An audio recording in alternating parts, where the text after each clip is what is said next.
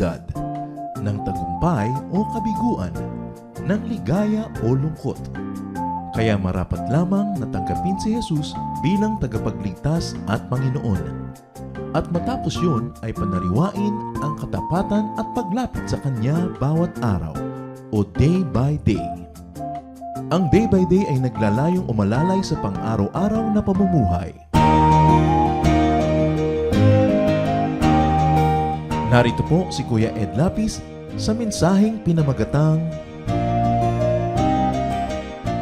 Magkano ang langit mo?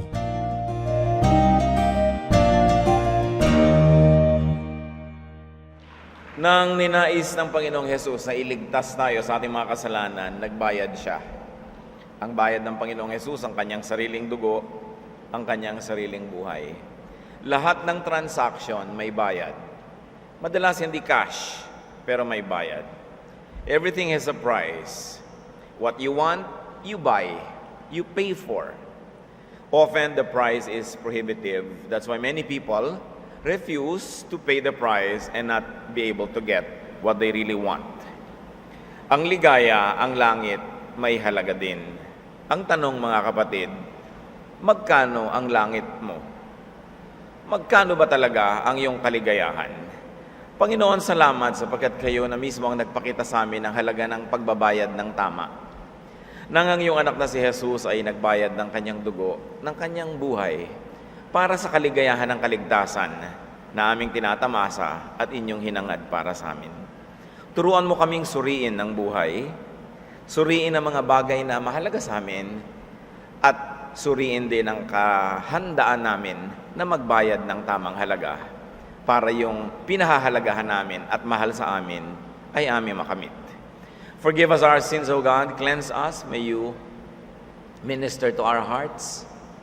Empower us to understand you, to hold your hand, to look at your face, to hear your voice.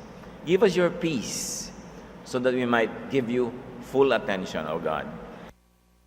Nawa sa iyong pagtuturo sa amin ngayon, mahango kami sa maraming kalikuan, kamalian at kasakitan, at ang lakas ng iyong Espiritu mapa sa amin. Protect us from all harm, from all works of evil men and evil spirits. May your strength and your wisdom be ours. In the name of Jesus Christ, our Lord, your Son, we pray. Matthew 13:44-46. The kingdom of heaven is like treasure hidden in a field. When a man found it, he hid it again, and then in his joy went and sold all he had and bought that field. So ang pinag-uusapan na naman yung kingdom of heaven. At by now, nalinaw na natin mga kapatid na at least merong dalawang uri ng kaharian ng Diyos o langit o kingdom of heaven na pinag-uusapan pag binabanggit ito. Isa yung karaniwan at ating minimithi, yung kalangitan, yung buhay na walang hanggan, yung paraiso sa kabilang buhay pag tayo ay humarap na sa Panginoon at namatay ng ating katawan. At meron din tayong nalinaw na isa pang kingdom of heaven, isang kaharian ng Diyos, isang langit na hindi dun sa kabilang buhay, kundi dito sa lupa. Yung takbo ng isip, pamumuhay na malalangit, payapa, may kagalakan, ay isang uri ng langit. At ngayon, susiriin natin kung anong uri ng langit ang tinutukoy dito. Pero sa kwentong ito ng Panginoon, ang kaharian daw ng langit o ang paghahari ng Diyos sa puso ng isang tao ay parang isang kayamanang nakabaon sa lupa. Kaya yung isang taong gustong bumili ng lupa, nakita niya na nakabaon dun yung kayamanan na hinahanap niya at pinahahalagahan. Nung makita daw niya, itinabunan niya muli.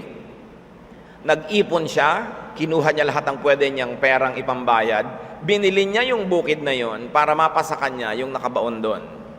Ibig sabihin, lahat-lahat ng kanyang ari-arian ay handa niyang ibayad para sa isang mas mahalagang pag-aari at yun ay ang kaharian ng Diyos.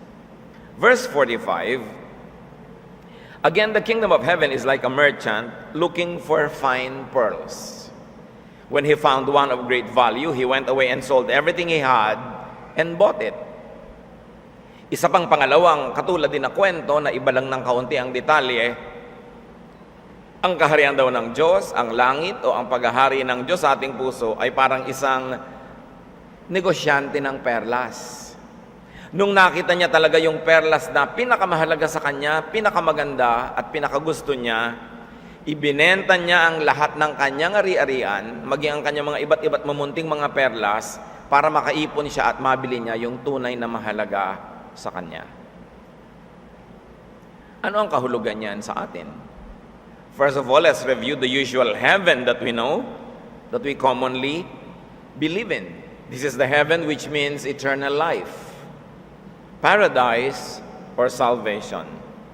At totoo naman mga kapatid, this heaven is worth all your earthly treasures. Walang mahal para maibayad kung kailangan para sa ating kaligtasan. Bagamat hindi naman binabayaran talaga ang kaligtasan, dahil ang Panginoong Hesus ang nagbayad, pero may binabayad ka rin. Kailangan kumisa magpalit ka ng pananaw, magpalit ka ng lifestyle, kumisa nag-iiba ka pa nga ng religious affiliation para lalong mapalapit ka doon sa gusto mong lapitan. May mga binibitawan ka kumisang relasyon, may tinatanggap ka mga pananagutan dahil kay anak ka na ng Diyos, may bayad. Matthew 6:20, but store up for yourselves treasures in heaven. So maaari kang magbayad dito sa kabila na iipon sa langit. Kung yung langit na kabilang buhay ang ating tinutukoy. Matthew 19:21, Jesus answered, if you want to be perfect, go, sell your possessions and give to the poor, and you will have treasure in heaven. Isa na namang halimbawa na kung ang ating pagtutuunan ng pansin ay yung langit na nasa kabilang buhay, ang mga paggawa ng kabutihan dito sa lupang ito ay merong ani doon sa kabila. Matthew 16:26, what good will it be for a man if he gains the whole world yet forfeits his soul? Or what can a man give in exchange for his soul? Ano daw ang mapapala ng isang taong naging kanya ang buong daigdig pero ang kanyang kaluluwa nawala? Hindi kanya napunta sa masama. Ano naman daw kaya ang hindi ibabayad ng tao para sa ikabubuti ng kanyang kaluluwa, lalo doon sa kabilang buhay? Lahat-lahat ng ito, isa lang ang tinutukoy, pati yung buhay sa kabila, may bayad yun. Si Jesus kasama natin nagbayad, pinakamalaki ang bayad niya, pero may bayad ka rin. Hindi pwedeng libre. Pay for that heaven, no matter what the cost. That is the message. Kung yun ang magbibigay sa'yo ng buhay na walang hanggan, dapat wala kang alinlangan, kahit anong isakripisyo mo, kahit anong ipalit mo, magkaroon ka lang nun. Matthew 10:39, whoever loses his life for my sake will find it. Now, this is an extreme payment that many people in the history of the church were willing to pay. Sabi, kung sino man daw ang ibibigay ang kanyang buhay para sa Panginoong Hesus, ay lalo niyang matatagpuan ang buhay na yon matapos niyang sandali ang ibigay o kaya ay bitawan. Bumabalik din, ibinabalik din ng Diyos. Kaya si Pedro at ang kanyang mga kasama, ano ang sabi niya sa Panginoon? Matthew 19:27, Peter answered him, we have left everything to follow you. Iniwan na nila lahat-lahat, kung ano man yung iiwan nila para sumunod lang kay Jesus. That is the usual heaven that we aspire for in the next life. What about the other heaven? The heaven here and now. At yan ang ating tinalakay nung nakaraang linggo. Luke 17:21, the kingdom of God is within you. May isa pa palang kaharian ng Diyos, may isa pang langit na tinutukoy, yung nasa puso ng tao. Hindi yung lugar na pupuntahan pag namatay ka sa Panginoon, kundi yung lugar ng Panginoon sa puso mo, ngayon pa lang, ay kaharian din niya. At sabi ni Jesus, that heaven in you. Nasa sayo yon. The heaven in your heart, the heaven on earth, which can be equivalent to a heavenly feeling here and now. Yung sa iyong pangdama, sa iyong pag-iisip, panatag ka, masaya ka, ikaw ay tahimik, yun ang langit sa lupa. Your love, your joy, your peace, your happiness. Now, that is your heaven now. What is your heaven? What are your heavens? May nagsasabi, makatanggap lang ako ng text mula dun sa gusto ko, heaven. Meron naman, pag kumakain ng masarap, sabi, heaven. Meron naman sinasabi, talagang matulog lang ako nakaunan sa muscle ng asawa ko. Heaven. Kahit na nga siya namitig at nangimay na at namanhid. Ikaw naman, heaven. Meron naman, pag maraming savings, sasabihin nila, heaven. May kanya-kanyang heaven tayo dito sa lupa, bagamat may isang heaven lang doon sa kabila. Ano ang heaven nyo? And how do we apply the teaching on heaven here? Your inner heaven, yung pinag-uusapan natin, is worth all your outer treasures. Kung may mga kayamanan na ibinabayad tayo para doon sa langit sa kabila, may mga kayamanan din tayong nasa labas ng ating katawan. Maaring yan ay pera, maaring yan ay mga ari-arian kung ano-ano. Pwede rin yan ay pagtatrabaho, effort, may kayamanan ka, dapat mo rin yung ibayad para magkaroon ka o ma-maintain mo yung heaven na nasa loob ng iyong puso. So, dalawang uri yan ng kayamanan, pangloob at panglabas. Mas mahalaga ang kayamanang panloob kaysa panlabas. Halimbawa, payapa, tahimik na buhay, kayamanan nyo na pangloob. Pero meron din yung maraming pera, kotse, bahay, na kayamanang panglabas. Merong mga tao, mapayaman lang nila yung labas. Magkaroon sila ng mga ari-arian, kahit maghirap yung loob. Kahit mawala sila ng katahimikan, magkaroon sila ng maraming kaaway, maraming alalahanin, magkaroon lang ng bahay, kotse o mga pera. Ibig sabihin, pinapahalagahan nila yung langit sa labas kaysa yung langit sa loob. Kaya ang sinasabi sa Bible, gather for yourselves treasures in heaven. Not on earth, not outside of you, but inside of you. Kasi yung kayamanan mo sa loob, walang nakakanakaw niyan. Kung maligaya ka, kahit sumasabog ang mga bulkan, bumabaha ang mga lahar, maligaya ka sa puso mo, walang pwedeng numakaw nun. Pero kung minsan, sinasakripisyo natin yung ligaya na yun na pangloob para sa panglabas. Pay for your heaven, no matter the cost. Pag in-apply natin yung katuruan. Some people not only pay for their heaven, they pay for their hell. Meron pa mga tao, ang binabayaran nila yung para magka-impyerno. Halimbawa, gumagastos ka ng malaki para ka lang magbisyo, lalo bisyong sumisira sa iyong katawan, nagbabayad ka ng mahal para magkaroon ka ng kasiraan o impyerno. Meron mga tahimik ang buhay, biglang magkakaroon ng number 2. May kaprasong langit din namang nararanasan siguro, pero ang laki ng binabayad mo in terms of money, in terms of time, in terms of pag-aalala, kaguluhan, para sa kaprasong langit, pero ang laki ng binabayad mo, na ang totoo, ang binibili mo noon, impyerno. Impyerno sa buhay, gulo ang binibili mo. Ba't ka nagbabayad? Kung may nagbabayad naman para gumulo buhay nila, meron namang ayaw magbayad para tumahimik. Para magkaroon sila ng langit sa kanilang kalooban, dapat talaga sila magbayad, pero ayaw magbayad. So what is the value of your outward wealth? Pag sinabi sa Matthew 6:19, do not store up for yourselves treasures on earth, where moth and rust destroy, and where thieves break in and steal. Ang pinag-uusapan dito yung kayamanang panglabas. Huwag daw yun ang unahin. Naluluma lang naman, nananakaw pa. Ang tanong mga kapatid, ano ba ang pinapahalagahan ninyo sa buhay? Ano ang inyong minimithi o hinahangad? Ano ang iniipon o pinag-iipunan?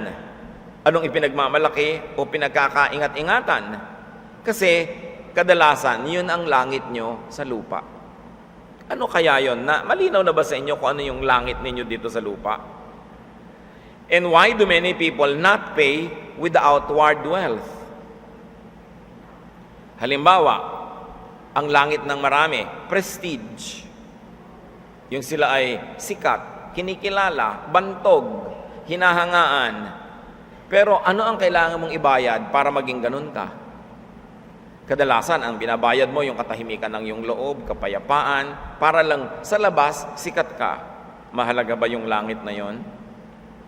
John 5:44, how can you believe if you accept praise from one another, yet make no effort to obtain the praise that comes from the only God? So madalas, minamabuti pa nating mapuri tayo ng kapwa, sumikat tayo sa tingin ng tao, kaysa sumikat tayo sa tingin ng Diyos. Nasa-sacrifice yung pangloob para sa panlabas. Pero baliwala naman sa Lord yung prestige na yan eh. Ano pang mahalaga kuminsan sa tao? Image.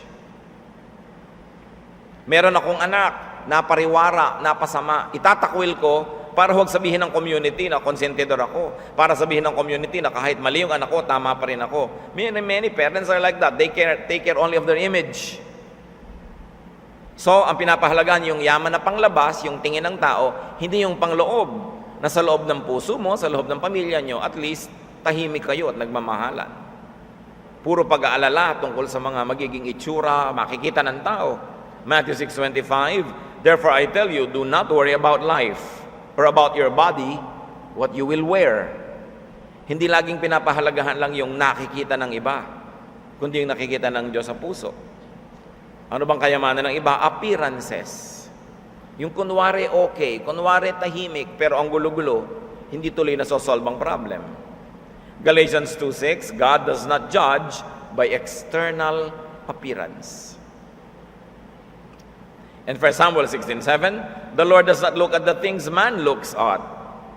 Man looks at the outward appearance, but the Lord looks at the heart. So yun yung sinasabi na, yung kingdom niya sa loob, yun ang mahalaga, hindi yung nasa labas lang. Walang kwenta sa Panginoon yan, kahit na sa tingin ng iba, sikat ka, ang ganda-ganda mo, pero ang gulo sa loob. Ano pa ang mga outward wealth natin? Things. Mga ari-arian. Ambition. Outward yan. Nakadalasan, hindi bali nang dumumi ang kaluluwa, masira ang relasyon sa Diyos, marating lang yung ambisyon. Panglabas, ang ibinabayad yung pangloob. Matthew 16:26, what good will it be for a man if he gains the whole world, yet forfeits his soul? Ano nga naman ang katuturan? Na ang buong mundo sa iyo, pero yung kaluluwa mo kay Satanas. Ang pinakamahirap na tao ay yung taong ang kaluluwa niya, iba ang mayari. Hindi siya at hindi ang Diyos. What will you not pay for your inner heaven? Kaya ang sabi sa Matthew 16:26, what can a man give in exchange for his soul? Soul can stand for peace, for happiness, for your heaven. Ano daw ba ang pwede? Ano ang hindi pwede? Ano ang hindi willing ibayad ng tao para tumahimik ang kanyang kalooban, para sumaya ang kanyang puso, para magkaroon siya ng langit sa kanyang kalooban? Maiksi ang buhay, mga kapatid. Kahit ka pa mabuhay ng 110, maiksi pa rin eh. Life on earth is timed. May oras, may simula, may wakas. The meaning and quality of a person's life could be determined by what he is able and unable to do at a particular time in life. Yung ganda, yung sarap, yung halaga, yung kahulugan ng buhay ng tao, nakikita yon kung anong nagagawa niya sa tamang oras sa dapat niyang gawin at anong hindi niya nagagawa na dapat sana'y nagagawa niya. May oras ang lahat. Anong sabi ng Ecclesiastes 3:1-8? There is a time for everything, a season for every activity under heaven. Malinaw yan. Lahat ng itinakda ng Diyos na gagawin ng tao, may tamang oras. A time to be born, a time to plant. Paano kung time mo na to be born, hindi ka na ipapanganak? Di ba mahirap yun?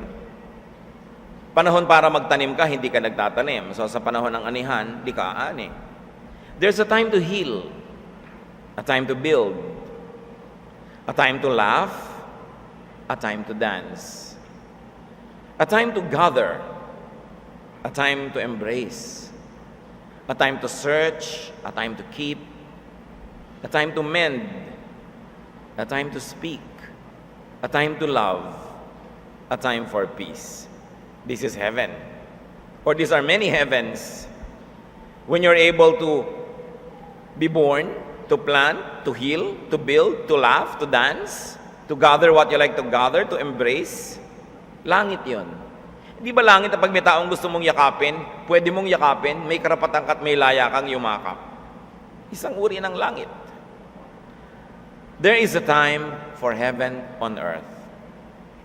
But the sad thing is that many people miss, forfeit, and waste the chance for heaven because of their unwillingness to pay.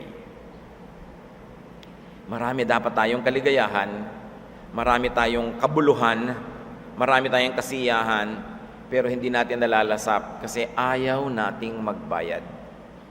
Kaya ang tanong nga, magkano ba ang langit mo? What should you pay for your inner heaven? For instance, what should you pay to be born? What should you pay to be born again? Ang mga born again Christians may ibinayad din, kahit si Jesus ang malaki ang ibinayad.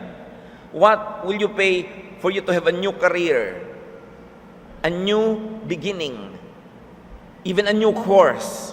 A new knowledge? That is the way to be born. What will you pay? Merong mga tao, gusto nila mag-aral halimbawa ng gitara. 30 taon mo nang nadidinig yun, pero hindi nila ginagawa. Kasi masakit sa daliri. Kasi wala akong oras. Meron yan pag gusto mo. Every willing heart will find a reason. Every unwilling heart will find an excuse. That is the way to be born. To be born again, to be reinvented. What will it take for you to be reinvented? May bayad. So aasam-asam ka na lang, ayaw mo kasi magbayad. What would you pay to be able to plant? To invest? Gusto mong i-pursue, maganda yata ang vibration ko with this person. Pwede kong maging kaibigan o pwede kong maging kaibigan. Pero willing ka ba magtanim? Niyayaya ka magkape, ayaw mo sumama dahil baka ikaw magbayad. So ayaw mo magplant, di ba? So hindi ka harvest kasi hindi ka nagplant. Although hindi lahat ng nagplant nag-harvest. Willing ka dapat mag-risk. What would you pay, brothers and sisters, to heal? Minsan physical healing. May sakit ka. Halimbawa, ang tagal-tagal mo ng bungi. Ngayon gusto mong maglagay ng pustisong umiilaw o glow in the dark. Pero ayaw mo magbayad. Pero nakakababayad ka naman ng mga load ng telepono kung ano-ano. Kasi hindi ka willing, you will never heal there. Sa mga relasyon, mga kapatid. You want to heal. Meron kang kaaway, meron kang kagalit. May sugat ang inyong mga damdamin. What should you pay to heal? Willing ka bang pumunta sa kanya at magdala ka ng buto ng kalabasa? Uubusin nyo isang sakong buto ng kalabasa. So, bago maubos yun, nagkabati na kayo. Pero willing ka ba na magpakumbaba? Willing ka bang magbayad ng pagpapatawad? Maraming relasyon gagaling kung nagpatawad ka na. O kaya nagpaka-humble ka, humingi ka ng tawad, gagaling. Pero marami magkaaway, inaabot ng taon, dekada. They don't heal because they are not willing to pay the price. Pero ramdam nila sa loob ng puso nila, may sugat, may kulang, may kirot. Kasi meron silang mahal sa buhay na hindi nila kasundo. But they are not willing to pay for their heaven. So you don't get the heaven. Kung minsan magkabati lang kayo ng kagalit mo, heaven na. But what price will you pay? And are you willing? What price should you pay to build? Build a house. Build a relationship. Build a career. May price yan. Kaya iba hanggang mangarap na lang kasi ayaw nila magbayad. Bihira lang yung talagang walang ibayad kasi hindi lang naman cash lagi ang bayad dyan. Pag talagang pinagsikapan mo yan, may paraan. How much would you pay to laugh? Laughter is one of God's greatest gifts. At sabi pa nila, medicinal daw yan. Nakakagaling na maraming sakit. Pero kung minsan, sa taas ng iyong pride, ayaw mong tumawa. Kasi yung nagpapatawa, yung katulong mo, ay, para naman akong tumawa sa kanya, amo ako, so tawang-tawa ka na, ayaw mo pang tumawa. Kasi you need to be humble to laugh. How much will you pay to laugh? Humility? Childlikeness? It's important. And peace. Mahirap yung naggagalit-galitan ka, kakatawa na tuloy, hindi ka pa tumatawa. Diba? Mahirap yung nagpipigil ng tawa, magkakasakit ka. Pero how much are you willing to be able to laugh? Kung minsan may mga tao, ang mahal ng ngiti nila, ang mahal ng tawa nila, pero sila tuloy itong nakasimangot, sila yung nagdurusa. How much will you pay, brothers and sisters, to be able to laugh again? Ang mga bata, sabi nga ng Panginoon, the kingdom of heaven belongs to such as this, mga bata daw. Kasi mga bata, andaling tumawa, andaling maglaro. Ang mga bata, kahit na maitim, maputi yung kalaban, kalaro, mayaman, mahirap, hindi nila alam yun, hindi nila iniisip yun, nakikipaglaro lang sila. Wala silang mga biases. Kaya sabi ni Lord, the kingdom of heaven belongs to such as this. Meaning, heaven belongs not only to children, but to people who have the heart of a child. Yung willing magmahal, makipagkaibigan, willing tumawa, at willing maglaro. How much will you pay to be able to play? Marami mga tao, tumaas ang kalagayan nila sa akademya, sa lipunan, sa posisyon. Ayaw na nilang makikita ng iba na naglalaro sila. Kala mo nababawasan ang dangal nila pag naglalaro. But we are happiest when we play. So why will you not play again? Why not laugh again? But remember, there's a price. There's a price. To be able to laugh with people. Maraming mga tao, kasama natin sa kwentuhan, kabiruan, ang saya-saya natin, tapos nagkasamaan na tayo ng loob, may pinagkagalitan tayo, we don't laugh again together anymore. Why? Because we like to punish them. May isa tayong sakit, mga kapatid. Sadista tayo. Gusto nating magparusa. Nagkasala ang isang tao, lagi mong pinaparusahan. Alok ka ng alok, ayaw kumain. Ngayon, buong buhay mo, tuwing kakain ka na, iniinggit mo pa, umaamoy, umuusok, kumukulo, hindi mo na inaalok. Pagpaparusa sa kapwa yun eh. This is what you get for declining my invitation. Isipin nyo kung sino mga pinaparusahan nyo ngayon sa buhay. Won't you like to laugh with them again? And it means you should stop punishing people and forgive them. That's the price to pay. We are not able to laugh because we don't pay the price. What will you pay to be able to dance or dance again? Of course, dance meaning to be happy, to celebrate. Kita nyo yung tatay ng prodigal son? Nilustay ng anak ang pera, inubos, umuwing walang kapera-pera, pagdating ang ibigay ng ama, party, sayawan, tugtugan, kasi nag-forgive siya eh. Ang dami natin kung minsan iniiwangatan sa puso ng mga sama ng loob, galit, hinanakit. Ayaw nating bunutin doon, nag-ugat na. Kaya tuloy, we cannot dance. We cannot laugh and play. What would you pay to gather stones? Gather people. Kayo yung mag-i-invite. Kayo yung magsisimula. Kayo yung unang kikilos para magkaroon kayo ng koneksyon. What should you pay to embrace? To be able to be close to someone. Or kung nagkalayo kayo, to embrace again. Aren't there people in your life that you like to embrace again? That you have stopped embracing for whatever reason? Ibig nyo sabihin, buong buhay nyo, dadalhin nyo na lang yung hinanakit, yung sama ng loob, yung distansya. What would you pay to search? To go out and find your dream? Kasi daw, there's a time to search. Sometimes this is a time to search for a husband or a wife. Willing ka ba to go out and find your man where the wild wind blows? Sabi ng kanta. O gusto mo siyang mauna, siya ang mauna, kaya tuloy, last trip na, wala pang nauuna. Baka dapat ikaw naman ang kumilos, kaligayahan mo naman yung nakataya. Ano ba naman yun? Basta wala kang ginagawang immoral na bagay. But are you willing to pay for searching? What should you pay to keep? Keep a relationship. Keep people in your life. Pagpapasensya, pagpapatawad. Merong mga mag-asawa naghihiwalay dahil lang sa hilik o sa amoy ng paa. Aba, hindi ko po alam na ganyan pala amoy ng paa niyan, ano? Kaya naghihiwalay na. Meron talaga ganon, lalo sa Amerika. Nagdidiborsyo dahil mabaho ang paa. O either takpan mo ang ilong mo ng bulak na isinawsaw mo sa gata ng nyog, mabango na rin yun, maamoy mo. Gumawa ka ng paraan, but you have to pay to keep. Pero sabi sa Bible, there's a time to keep. There's a time to mend. What will you pay to mend a relationship? Para matahi, masulsihan, ma-repair ang nabasag na at nasira.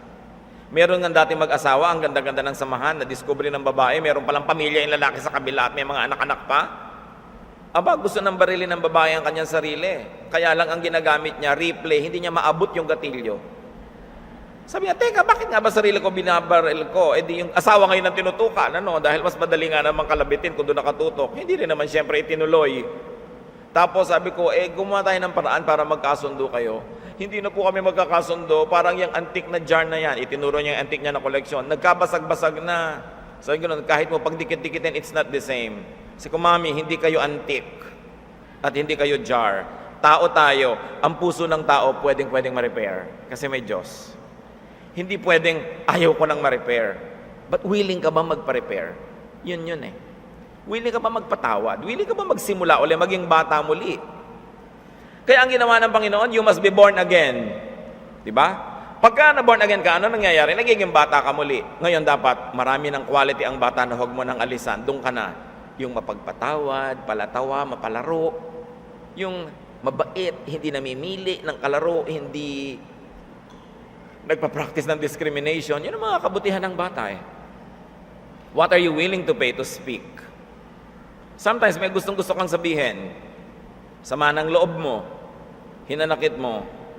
Magsalita ka, may bayad yon. Kung minsan mapapagalitan ka, kung minsan disapproval, but are you willing to pay to speak? You should be willing. Especially kung yun ang heaven mo, na i-release mo yung gusto mong sabihin. How much should you pay to love? Mahal umibig, mahal magmahal, kaya nga yan ay mahal. Kasi mahal. Same word natin for expensive and for dear and for love, beloved. Kasi mahal magmahal. Eh kung gusto mo ng mura, yun yung curse din, mura. Nagmumura ka, minumura mo pag mura. Mura, no? So, mahal magmahal. Kaya yung mga iba, nabubuhay na lang ng walang mahal, walang nagmamahal, walang kumakamot ng likod nila pag makati, kinakaskas na lang sa poste. Kasi ayaw nila magbayad sa pagmamahal. May bayad kasi yun eh. What will you pay to have peace? Nag-aaway kayo laging mag-asawa kung saan dapat pinipisa ang toothpaste, doon sa malapit sa leeg o doon sa dulo.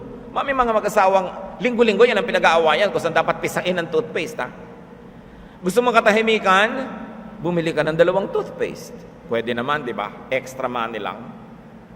O kaya, hayaan mo na kung saan niya gustong tapakan yung toothpaste para lumabas. Tahimik naman kayo. May mga tao hindi tumatahimik because you are not willing to pay. Kaya ang tanong, magkano ba ang langit mo? Yung pala naman, pipikit mata ka na lang sa kalat na ginagawa ng asawa mo sa banyo, yung naliligo siya, nababasa hanggang kusina. Tahimik naman kayo, hayaan mo na, gawin mo ng tiles ang sahig niyo all over. Lagyan mo ng mga tungtungan na plastic para hindi ka madulas. Tahimik kayo. There's a price. Pag kayo mag-asawa, mag-ina, magkapatid, ang tagal na hindi pa kayo magkasundo, pareho kayong kuripot. Nobody likes to pay. May karoon kasing dapat ibayad para tumahimik. Minsan magbulag-bulagan ka, tanggapin mo na lang. Yun na. Meron akong kausap na bagong kasal, after a few months, ang hirap pala. Sabi ganun, yung asawa ko, kaya niyong sundan sa buong bahay sa dami ng kalat na iniiwan niya. So, ayaw mo nun, hindi siya mawawala. Masusundan mo kahit saan. Sabi ko, anong natutunan mo? Sabi, this early, tinanggap ko na lang na gano'n, dudumi talaga ang bahay pagkasama ko siya. Di bali na. Para tahimik kami.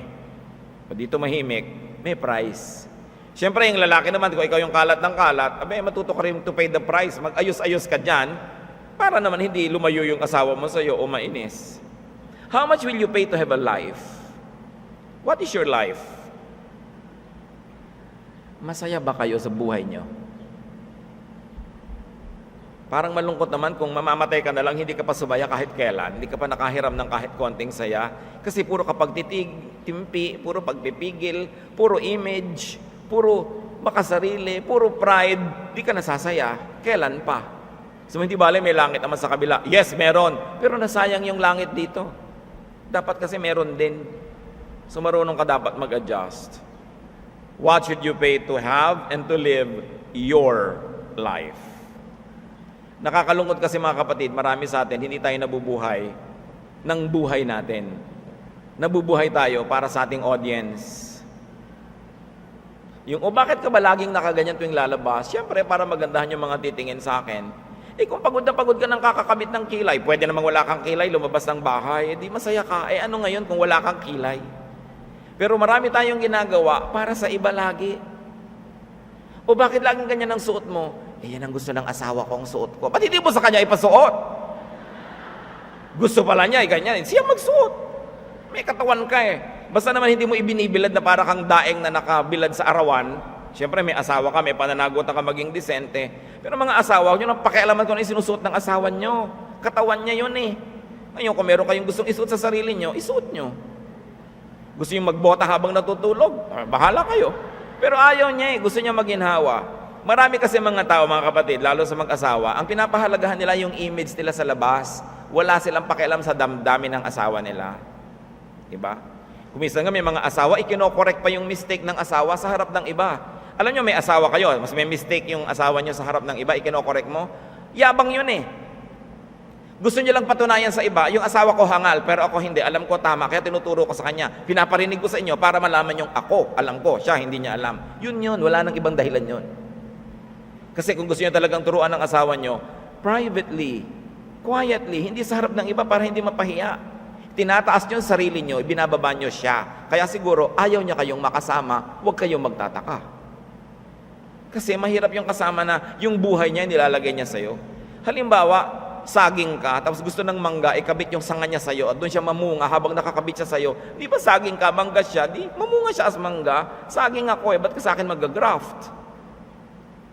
And many people graft their lives into others. Maraming parents, ganyan. Hindi naging dentista, pinipilit ang anak maging dentista. Tatay ko nga hindi nakatapos ng agriculture noon. Iba ang pinag-aralan, gusto mag-agriculture. Pinipilit ba naman ako mag-agriculture? Lahat ng kapatid ko, mula panganay, 8 po kami, pinag-agriculture niya, walang natapos dahil wala nang may gusto noon. Nung ako nasabay, paano yan, bunso ka, wala na magiging agriculture sa atin. Sabi ko, Daddy, ba retired na kayo? Baka gusto niyo mag-agriculture. Nagalit sa akin. Gusto pala niya, bakit hindi siya? Ba't ako? Ayokong magbungkal ng lupa. So maraming magulang ganun, yung mga hindi natuloy sa buhay nila, ipapatuloy sa anak. Buhay niya yon kahit anak niyo siya. One of the greatest duties of parents is to let your children live the way they were gifted by God, the way they were meant to be. They should not become, what? Realizations of your frustrations. Ecclesiastes 11:8, however many years a man may live, let him enjoy them all. But you will enjoy life only if it is real, only if it is your life. Mag-enjoy ka lang sa buhay kung totoo ka. Ngayon, kung hindi ka totoo, image lang lagi. Yung sasabihin ng iba, nakakulong ka nun. Yung buhay ng iba, inaarte mo sa buhay mo. Sino ang nabubuhay sa katawan mo, kapatid? Meron bang iba? Sinong nabubuhay sa katawan mo? Pag gusto mong higupin yung sopas na binubuhat mo yung tasa, pero gusto ng asawa mo, talagang ginagamit mo yung kutsara na ganyan, ginaganon mo, pero ayaw na ayaw mo, ang totoo, siya yung nabubuhay sa katawan mo. Ba't hindi mo siya pahigupin sa kutsara na gusto niya? Di ba? Para siya masyahan.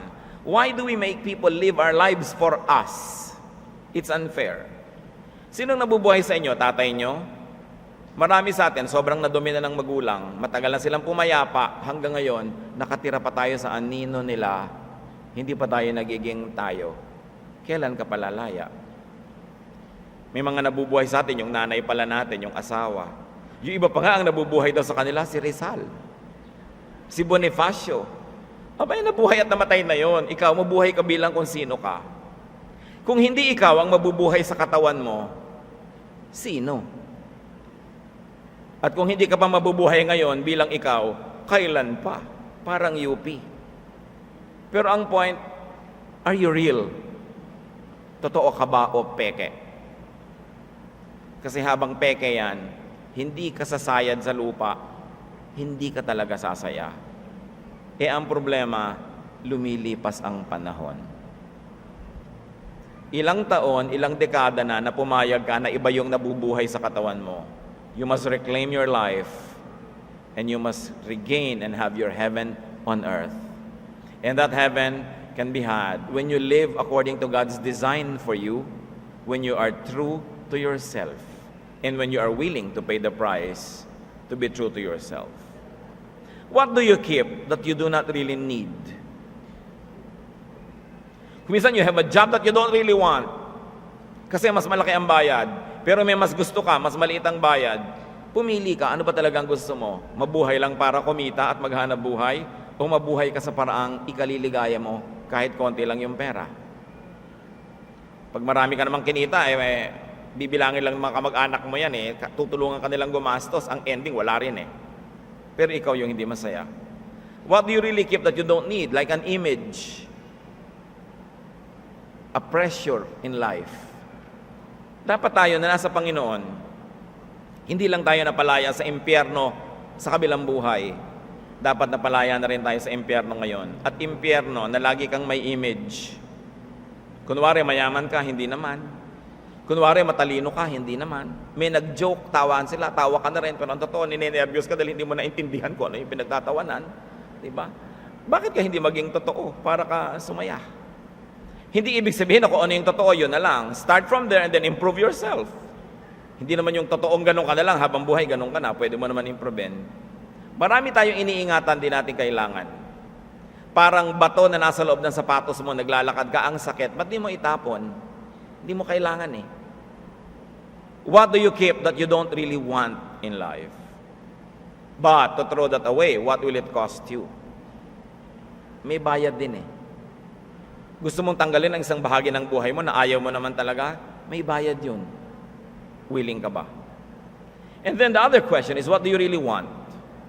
What is your real heaven that you do not have, that you do not enjoy? How much will it cost you? Are you willing to pay so that it will be yours?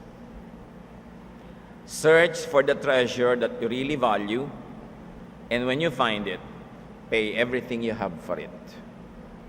Yun yung isa sa mga practical lessons nung kwento ng Panginoon.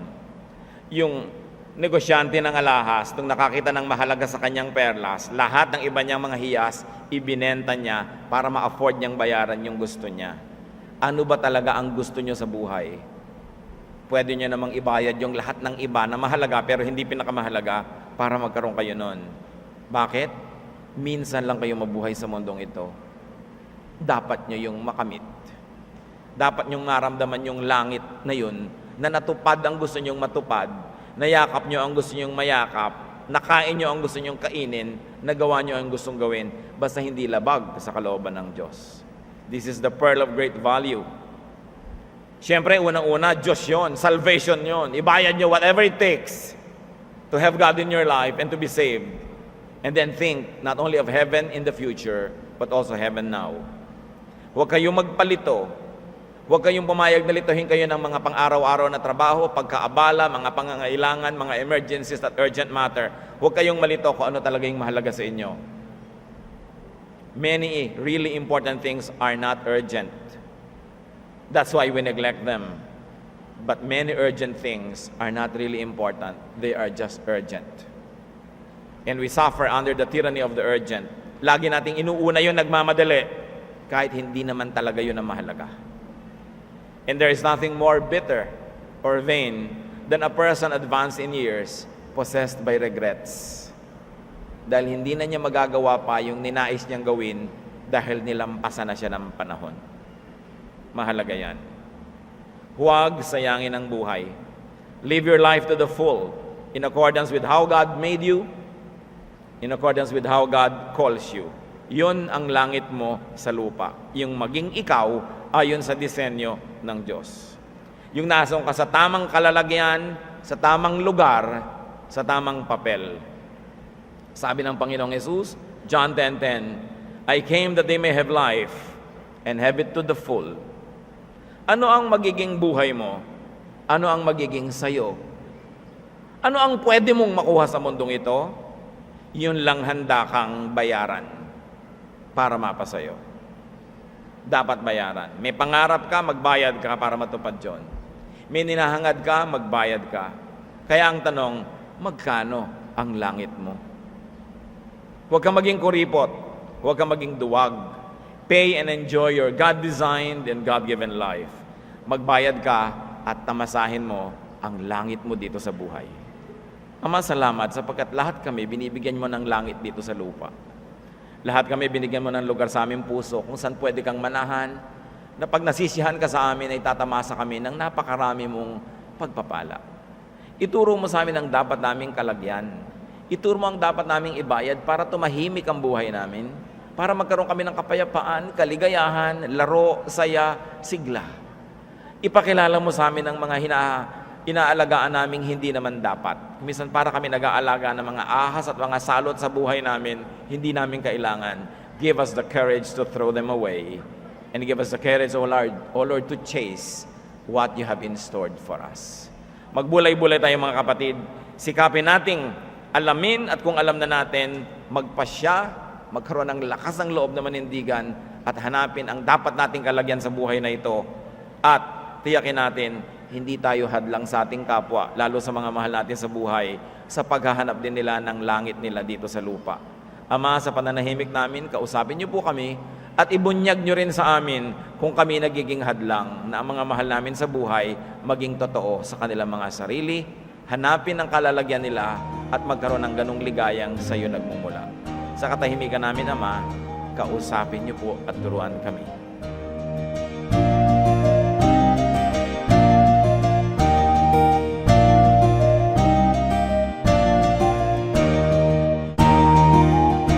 Ang katatapos pong mensahe ni Kuya Ed Lapis ay pinamagatang, Magkano ang langit mo?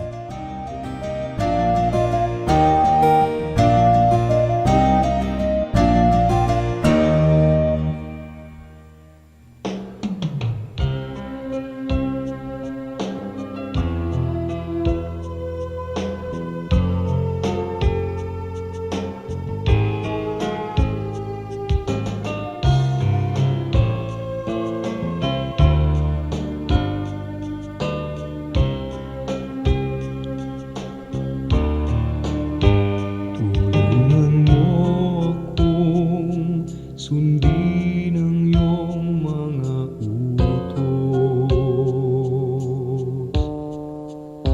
Tulungan mo akong ang buhay ko'y maiayos.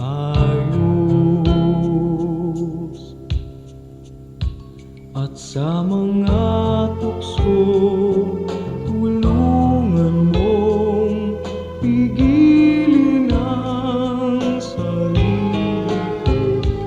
Tulungan mo akong maging tapat sa'yo. Pagpipigil sa sarili, pagpipigil sa sarili. Kung nalulungkot at nalulumbay, magtiis at maghintay. Pagpipigil sa sarili, pagpipigil sa sarili. Ang ituro mo sa buhay ko, Jesus.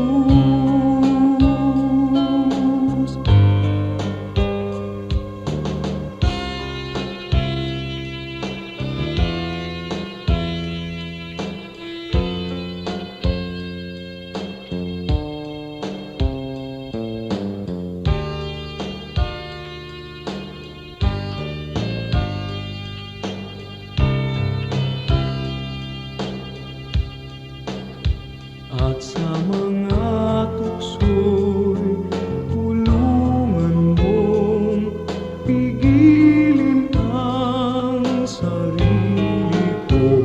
Tulungan mo akong maging tapat sa'yo. Pagpipigil sa sarili, pagpipigil sa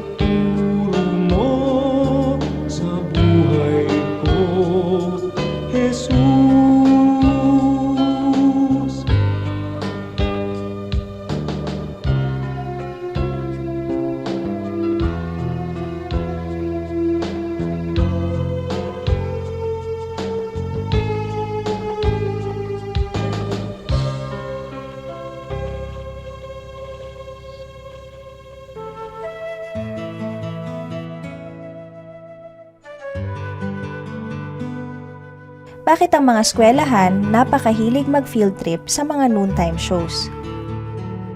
Yan ang hindi siguro maganda sa ating mga educational tours.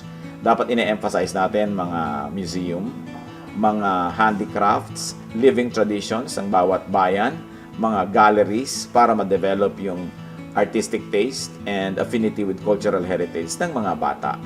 Yun namang noon times yun sa papanood nila sa TV araw-araw kung gusto nila eh. Kaya bakit naman dadalhin pa doon ng educational tour? Ano naman ang matututunan mo doon na may kinalaman sa paghubog ng iyong pagkatao, ng iyong pagka-Pilipino at pagkamahusay na nilalang. Siguro dahil may mga marketing companies kasi ngayon na nagpapackage at nagbebenta ng tour sa mga school, baka yan ang pinakamadali nilang gawin at popular. Pero pag sinunod ng educational system kung anong hilig at popular, hindi na mangunguna sa paghubog ng citizenship ang educational system, magiging tagasunod na lang sa uso.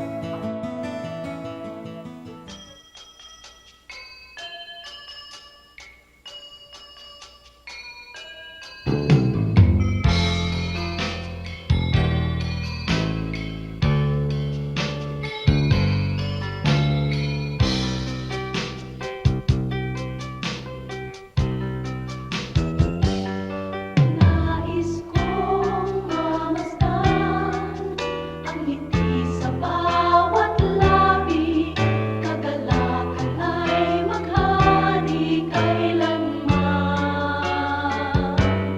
Nais kong marinig itong awit ng pag-ibig, kabutihan at kapayapaan man. Nang matutunan kong pigilin ang sarili kong minsan, puso ay bigyan ng kahinahunan. Ang katapatan ko nawa sa'yo'y hindi mahihimlay, mapagtiis na puso, kabaitan ng taglay. Bunga ng Espiritu, mayroon ka ba sa buhay mo? Ang kinakailangan na ipakita ng Kristiyanong tunay. Bunga ng Espiritu, kung wala sa buhay mo, kay Jesus tanggapin mo. Bunga ng Espiritu.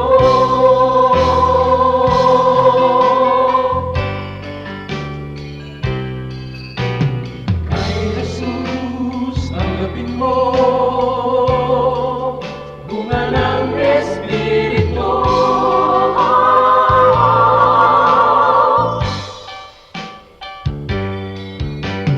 Bunga ng Espiritu, mayroon ka ba sa buhay mo? Ang kinakailangan na ipakita ng Kristiyanong tunay. Bunga ng Espiritu, kung wala sa buhay mo, kay Jesus tanggapin mo. Bunga ng Espiritu.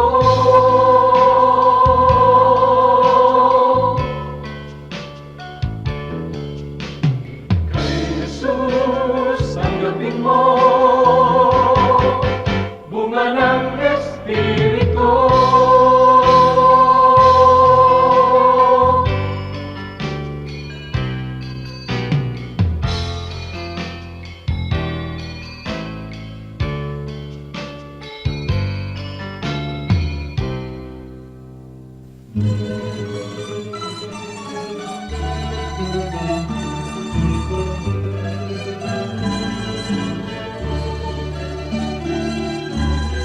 Mga gawa niyo sa aming buhay, tuwina'y naaalala.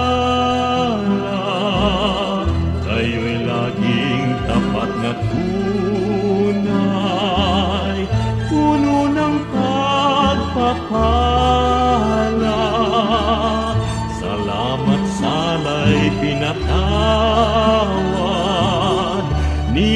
nais niyo, O Diyos. Pakinggan niyo't aming ilalahad, awit sa inyo, Jesus. O kay sarap mabuhay sa piling niyo, Jesus. Bawat landas may kulay, kasiyahay lubos, ang tanging ninanais ay magpuri sa inyo, lalo lang tumatamis sa piling niyo, Jesus.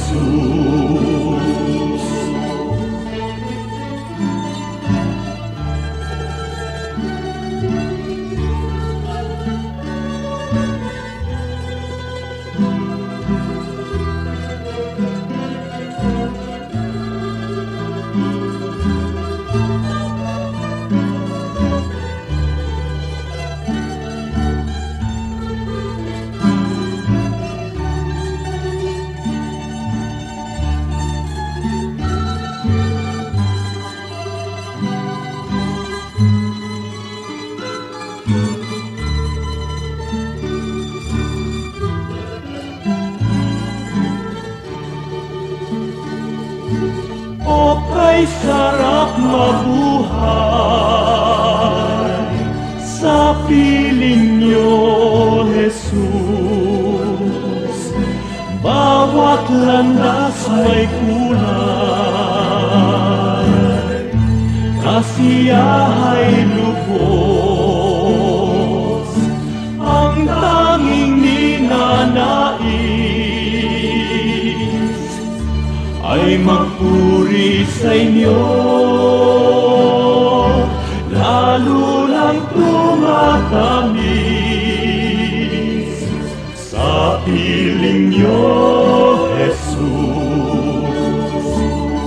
Bawat hakbang ay mayroong awit, bawat pintig ng puso, mga himig na makalangit sa damdami bugso. Lumipas man ang aking buhay, awit di matapos, sa langit man ay iaalay, pakinggan niyo, Jesus. O kay sarap mabuhay sa piling niyo, Jesus. Bawat landas may kulay, kasiyahay lubos, ang tanging ninanais ay magpuri sa inyo, lalo lang tumatamis sa piling niyo, Jesus. Lalo lang tumatamis sa piling niyo, Jesus.